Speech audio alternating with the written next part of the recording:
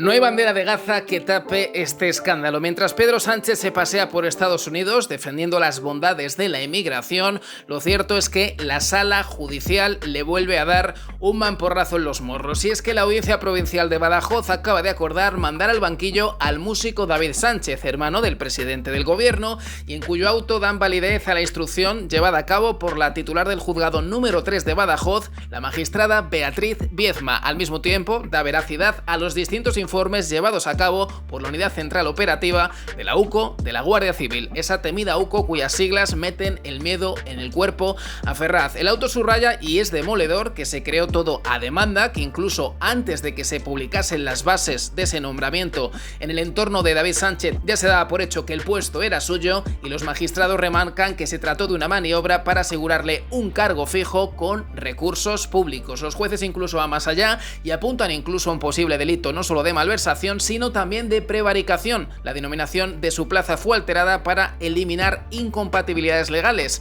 en una decisión que califican claramente contra la ley. En conjunto, los magistrados concluyen que hay suficientes indicios de que David Sánchez se benefició de un cargo fantasma con documentación manipulada y decisiones administrativas arbitrarias, configurando un trato de favor en toda regla. Y otro de los imputados que también se sentará, recordemos, en el banquillo será Miguel Ángel Gallardo, expresidente de la Diputación. Pedro Sánchez ve como cada vez su entorno huele más y apesta más a corrupción, como la mierda le llega hasta el cuello al mismísimo presidente del gobierno, y como también podrían imputar a miembros y pesos pesados de su partido, porque el caso de las pulseras tampoco se queda atrás. Así lo retrataba esta misma mañana Ana Rosa Quintana. Es decir, que no solamente David Azágara podría acabar con sus huesos en la cárcel, sino que cada vez más miembros del Partido Socialista Obrero Español, presuntamente y aparentemente, podrían seguir el hipotético, posible o futurible camino del hermano del presidente del gobierno. El rebulo consiste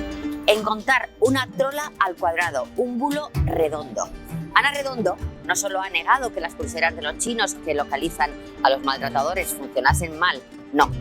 Redondo califica de bulo las informaciones que hablan de los fallos. Las actas de los jueces son un bulo, la memoria de la Fiscalía es un bulo, y lo que es más grave, los propios testimonios de las víctimas son un bulo. Un ministerio de igualdad que pone en duda los testimonios de las mujeres maltratadas. Hemos pasado de la hermana yo sí te creo a la hermana no me cuentes tu vida. Es un bulo. Señora ministra, era deber de su ministerio informar a las 4.000 mujeres afectadas de que las pulseras fallaban. Y es un derecho de las mujeres saberlo. Si las pulseras funcionan, ¿por qué se ha abierto un proceso de adjudicación?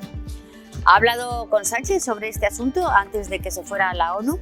¿Le dijo a usted que recurriera a eso de menuda inventada? La negligencia va de la mano de la incompetencia.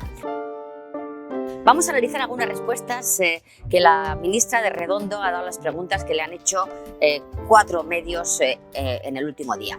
Fíjense las veces que responde con las palabras complejo y difícil. Pregunta: ¿hubo falta de acceso a los historiales? Respuesta: fue una migración compleja. Pregunta: ¿qué incidencias hubo? Respuesta: es un sistema muy complejo. ¿Fue complejo trasladar los datos? Pregunta: ¿hubo absoluciones por los fallos? Respuesta: es muy difícil detectar si hubo absolución. Pregunta: ¿cuánto tiempo duró la migración de los datos? Respuesta: fue una migración compleja. Pregunta: ¿cuántas mujeres se han visto perjudicadas? Respuesta: dar este dato es muy complejo. Pregunta: ¿cuántos agresores se han beneficiado? Respuesta: es muy difícil saberlo. Pregunta: ¿le informaron de las denuncias de los trabajadores de Cometa? Respuesta: es un servicio muy complejo. Pregunta: ¿se plantea dimitir? Respuesta: eso sí, no. Estamos haciendo un excelente trabajo.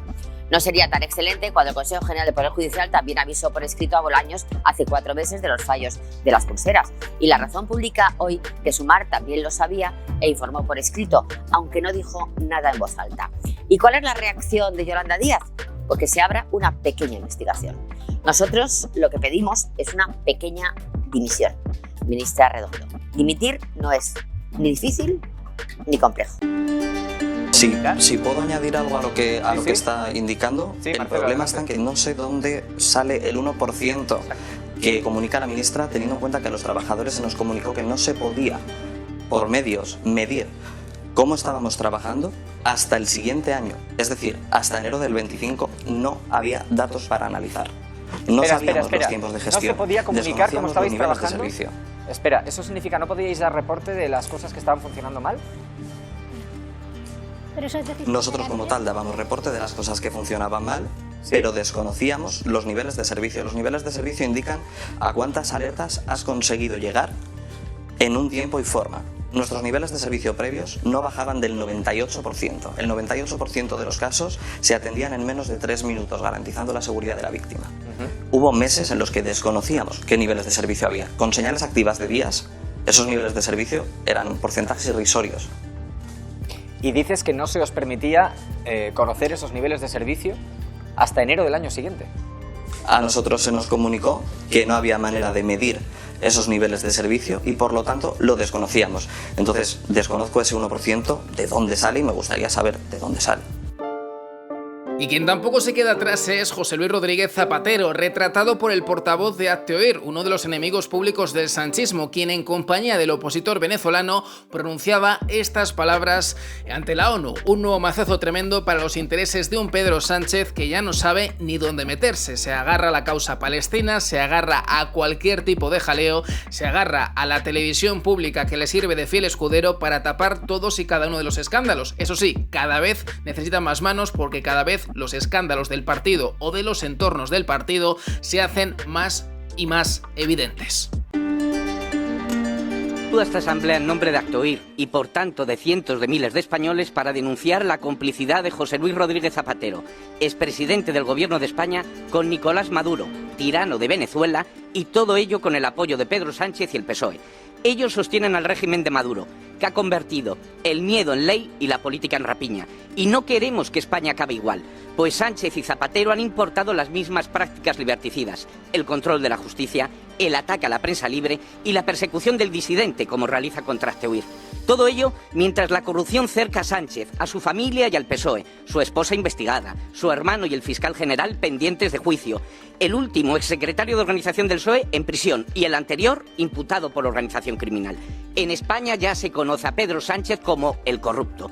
Hoy los vínculos de Maduro, Zapatero, Sánchez y el PSOE se tambalean gracias a periodistas que buscan la verdad, a jueces que se mantienen imparciales y a los españoles que no se resignan al silencio y la inacción y que se han movilizado por tierra, mar y aire, incluida la vía judicial, gracias a las acusaciones populares. Por eso exigimos sanciones firmes para que esta trama de Maduro, el PSOE, Sánchez y Zapatero sea investigada. No es posible la neutralidad. Los que callan ante la ignominia y los que no tienen la osadía de defender la libertad también son culpables. Muchas gracias.